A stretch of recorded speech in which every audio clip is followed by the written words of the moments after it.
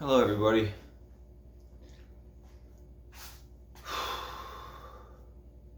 So I've decided to make a Facebook page now that my album was able to be posted on YouTube, thanks to my friend Bobby. And since I'm going through another rough winter, I figured I would put up videos from time to time, giving updates, talking about my life. I've benefited many times from watching videos on YouTube, mostly, which is where I usually go for information, where I'll watch people's testimonies or hear people talk that are educated on certain things. So hopefully I have something to contribute that will help you, if only it's just talking about my life. I found a large benefit in just relating to people, knowing that I'm not alone. So if that's all that these videos do, then I'd be grateful. So I have my testimony on YouTube. If you search Andrew James Olson music in YouTube, you should be able to find it. If not, just let me know and I'll see what I can do to send you a link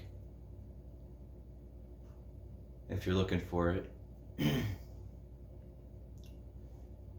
Well, here we go. So I've been housed this last time around for 8 years. I had a brief interruption.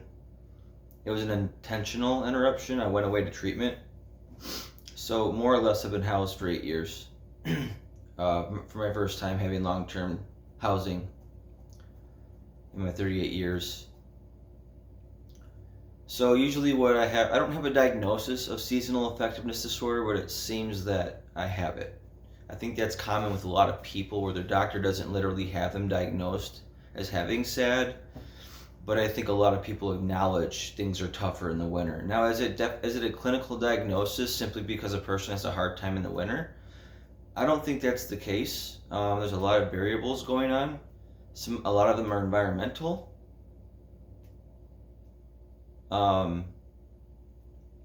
Less vitamin D from the sun. I mean, I just remember being out, if I were to be kind of sad sometimes and I'll walk outside and it's a beautiful day, it'll kind of sometimes just put me in a good mood automatically because it's bright, it's beautiful, it's warm. I could get some shorts on, feeling the breeze. There's a lot of things that the spring and summer or even fall do to help my mental health. Which again brings me back to environmental factors. I have recently bought something called the Happy Light, and I don't know exactly what it does to benefit the human body, but I don't know if it gives like the vitamins that the sun gives, but it gives the effects of like, ooh, this is nice, this is warm, this is pleasing. I'd like to know a little bit more about the Happy Light and how it does help, because it helps me. I could sit there, drink a cup of coffee in the morning, turn on that Happy Light, and if I, even for a brief moment, just close my eyes and I feel like I'm at the beach. Like when you're at the beach and it's warm and the sun's on your eyes and it's kind of like orangish or red when you look through your eyelids and you get that feeling of like you're just baking in the sun. I can get that same thing with the Happy Light or something similar to the Happy Light. I know there's many different brands. So does that fix my winter woes? No. But using it clinically, once or twice, however they say, like what do they say, like 15 minutes twice a day or something like that, or 10 minutes twice a day is the recommendation, I think is what I remember. Using it like that does help. Taking vitamin D3 helps.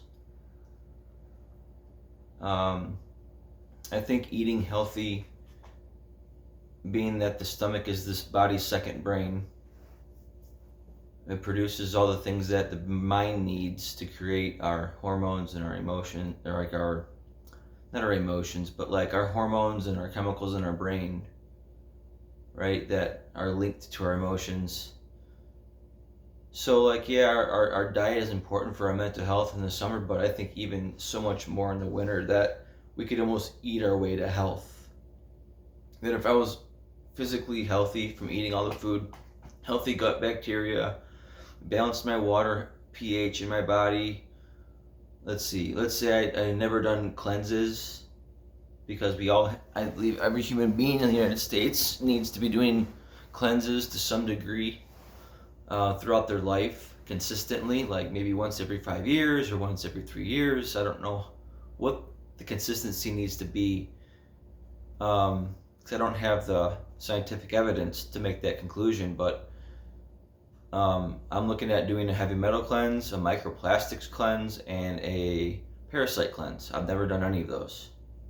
And I know that I need to do them just by what little I hear about what's going on with our food and me eating like a bachelor. I'm sure I've eaten bad food before, and that's how you get parasites, which sounds gross, but you know, facing reality isn't always pretty. So, if we, as long as we, there's other stuff, right? Balancing our hormones, huge for our wellness, physical and mental. Like for women, a physical benefit of balanced hormones is that helps their menstrual cycle to become healthy. So there's that. And if somebody, I would guess to say that if somebody was doing all those things and it was winter, and they're like, yeah, I'm super productive. I get up, I go to the gym, I'm eating healthy, I'm working out, I'm working on a business plan. Like, is it cold out? And like, but people that live like that are disciplined, discipline is such a huge thing, and it's about saying no. It's about telling ourselves no. Don't, if you tell a child yes, watch them grow up and they'll end up being a creature without self-control, a creature of selfishness and self-centeredness, and they call that being spoiled. Well, they call that other things, but it's also being called spoiled, right? Like always pleasing yourself will spoil you. And it's not until we learn to tell ourselves no that I think we really live in our humanity. I mean, you think about a healthy human. You think about a human that has control over their body, their mind,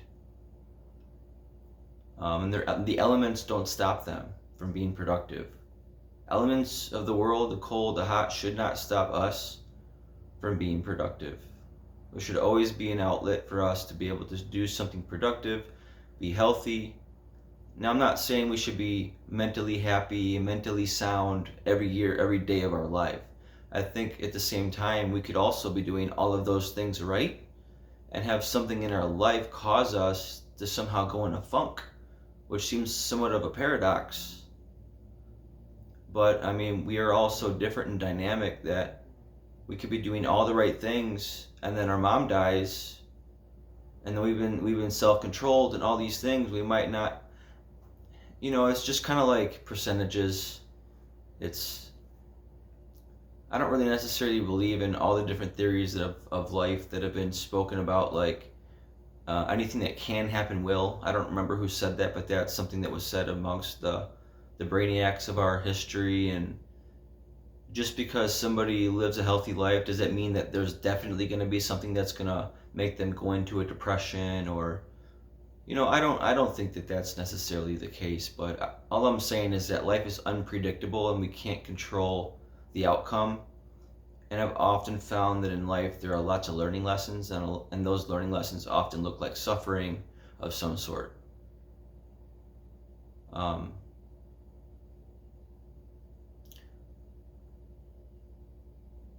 don't know how long I'm going to make these videos. I might shoot for like 15 minutes. So we'll see how things go. Just gonna wing it here. So those things I listed about the hormones and the water and all that, these are things that are my goals for this year. What are some of the things that I'm doing besides that? This is an update on my wellness. So I'm currently taking medications from my psychiatrist. I have 2 therapists. I have a general therapist and I have a trauma therapist. So I'm kind of going through my support team right now. So I have a primary care physician. I'm looking to get a new primary care who is also educated in natural medicine along with modern medicine. We'll see how that goes. Quick note, both my therapists are Christian. I'm also Christian. I believe it's important to have professional professional support team that aligns with spirituality beliefs.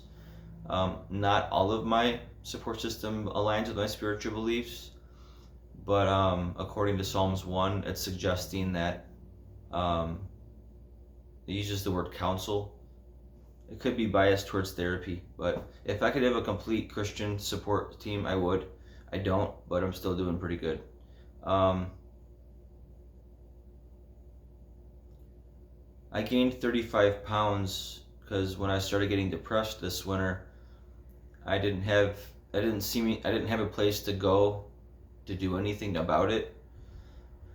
So I just ended up buying soda pop, and I would buy like 3 2-liters for about a day and a half. I would drink them in about a day and a half, and I would just go back whenever I decided I wanted to get more. Could have been a day or two after that, or the same day, but I drink a lot of soda pop, and I would bring home food from the food pantry along with stuff like a whole cake or like a whole pie. And I would use the dessert as food. I would eat dessert like it was a meal and eat it throughout the day as well, and I gained 35 pounds, so now I'm like 208 when I want to be like 265, 270. But that extra added weight does make a big difference, even though it's only about 35 pounds. I can tell the difference. I have to hold my breath when I tie my shoe.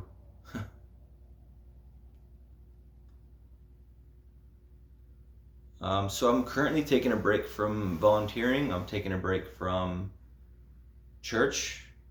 I'm taking a break from going to places like the public library because with my diagnoses, I have a tendency to kind of get, I don't really have a good way to regulate my emotions.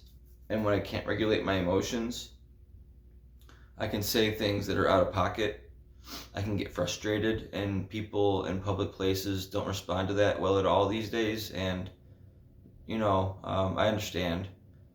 So oftentimes security can get involved, and then they don't have any empathy when it comes to mental illness, as far as my experience goes. So I'm trying to do the right thing and make the smart decision to say, until I'm well enough, I'm not going to put myself in those scenarios because I don't want to do any damage to, the relationships in my life, because those things are important to me. I want to try and preserve them. So I'm kind of putting myself in, you could call it a couple things. You could call it a sabbatical. You could call it intensive outpatient, which I'm doing at my home, or intensive inpatient. I'm doing in my home. I guess it'd be more like IOP because I'm able to leave, but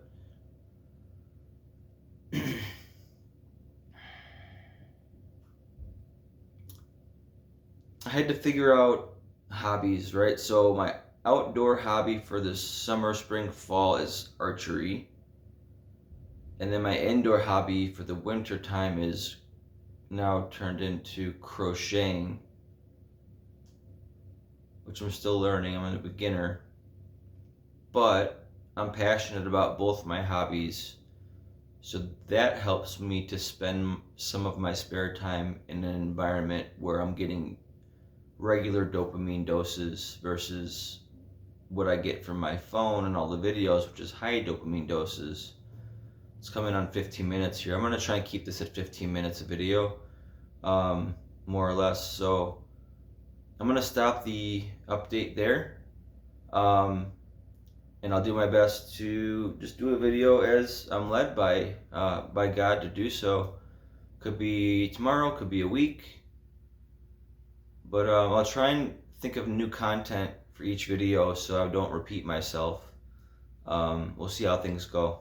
We got lots to talk about, and I'm glad to have anybody watch these videos, and I hope that we have a great time discussing life. God bless. Bye.